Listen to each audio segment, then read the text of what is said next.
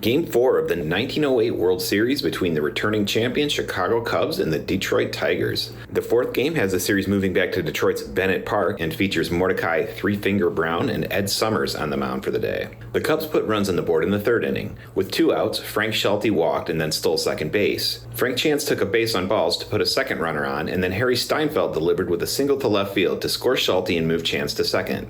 The Cubs then ran it back with another single to left field, this time by Solly Hoffman, to score Frank Chance for the second run. Steinfeld took third, and Hoffman advanced to second on the throw to the plate to keep the pressure on the Tigers. But 2 runs was all the Cubs would get in the third, as Summers managed to get Joe Tinker to ground out to short. The score is 2-0 Cubs. The Tigers almost rallied in the fourth inning, but were held in check by some smart defensive plays on the part of catcher Johnny Kling and pitcher Mordecai Brown. Charlie O'Leary and Sam Crawford led off the inning with back-to-back singles to put runners on first and second with no outs. The Cubs battery expected Ty Cobb to lay down a bunt and move up the runners, so they pitched him outside in hopes of getting the bunt to roll towards third. The strategy worked as Cobb rolled a bunt to the right-hand side of the pitcher Brown, who was able to get to the ball quickly and throw to third before Charlie O'Leary could get into the bag. The Cubs get the lead runner for the first out. In the same situation, with 1 out, the Cubs catcher Johnny Kling expected the Tigers to attempt another bunt, this time by first baseman Claude Rossman. Brown and Kling set up the Tigers' lead runner Sam Crawford as their target, and had shortstop Joe Tinker play wide of the bag so that Crawford wouldn't suspect anything. Brown then intentionally threw a pitch out to the batter, and Kling was able to fire the ball into second and catch Crawford off the bag for the second out. Brown was able to strike out Rossman to end the inning without allowing any runs by the Tigers. In the 8th inning, the Tigers sent up a pinch hitter for their pitcher, Ed Summers, so in the 9th, Summers was replaced by George Winter.